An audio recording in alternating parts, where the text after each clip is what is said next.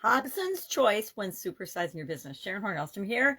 Today's idiom is Hobson's choice. Here's an idiom I've never heard of before, but the more I learn about it, the more I really like it because it's one of those things we want to make sure we're not setting up in our business. Although we can use it in a positive way, just like every idiom and every word and everything. We can use things in a positive way or a negative way. I'm going to contend we should always use things in a positive way.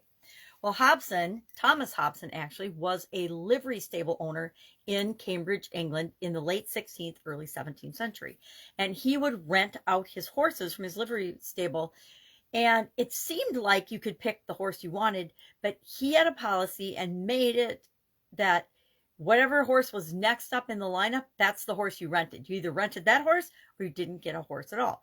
So it gave the appearance of having a choice among the horses that were available in the livery stable, but really you didn't have a choice. You either took the next horse in line or you went without a horse. You had to go somewhere else and find a horse because that was his policy, and he didn't go against it no matter what. He did it because he was afraid that if people could pick their own horses, the best horses would get overused and they would wear out sooner. And the horses that weren't quite as awesome as the best horses would sit and languish and wouldn't get used enough. So that was his policy. And it became so well known that they named this idiom after him, Hobson's choice, meaning it appears that you have options available to you, but you really don't. So how does this play out in our lives? How does this play out in our businesses? How can we use it in our businesses in a positive way for the benefit of our customers versus it being kind of a negative thing? Because a lot of people nowadays, especially where we have so many options and so many choices, would think of it as a negative thing.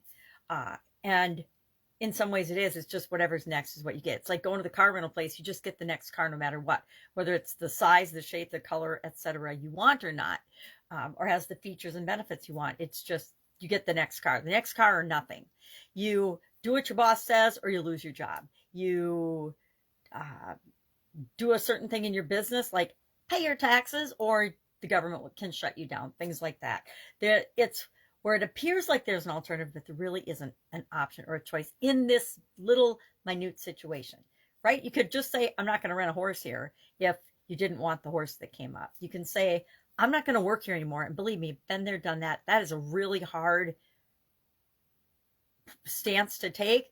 But when something goes against your core values and your morals and your ethics, and you're expected to do it or lose your job, I will walk away from that job all day long. Guess what? There's lots of other jobs. There's lots of ways to make money in the world. We don't ever have to do anything that doesn't feel right to us. So it reminds me of the, hey, it's my way or the highway type bosses. And I don't know about you, but I think most of us have had one of those or been influenced or impacted by a person like that sometime in our life. Maybe it was your parents. Hey, it's our way or the highway. You don't have to live under our roof. You either do what we say, follow our rules, or you find somewhere else to live. I know lots of people who've heard that before. Do this thing or a bad consequence is going to happen. I think of crazy things like if somebody's kidnapped, you pay the ransom or they're going to kill your kid. You pay the ransom or they're going to kill the corporate executive, whatever. I think blackmail threats, mob-like behavior threats, and of bodily harm or of destroying you, bullying, right? Bullying is kind of a Hobson's choice, but you can stand up to the bully. You either stand up to the bully or you're going to probably keep getting bullied. So curious if you've ever heard of this idiom. I've not heard of it. Just has not crossed my path. So often we put ourselves in a choice type dilemma where we think we have to do one thing or the other, or we think if we don't do this one thing, it's going to be a bad consequence. And we think the consequence of having to live with the results of that bad thing are going to be worse than if we chose something else. But more often than not, we back ourselves into a Hobson's choice by thinking there's only one thing we can do, or it's the end of the world. There's only one thing you can do, or you're going to die. Things like that. We're dealing with a family situation like that, where a family member has backed themselves into a corner where they feel like they have no choice. They're in a Hobson's choice situation where they feel like they need to keep doing what they're doing, and it's actually whittling away and destroying this person. And we've seen it happen before. It's super duper sad, and doing the best I can to help them out of that Hobson's choice and view the possibilities, because there's always so many different options and possibilities.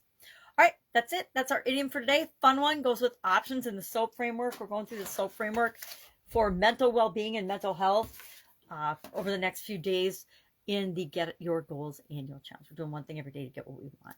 So that's it. That's all I've got. Have a terrific day. It's Saturday where I am. So if it's your weekend, enjoy. Otherwise, I'll be with you tomorrow.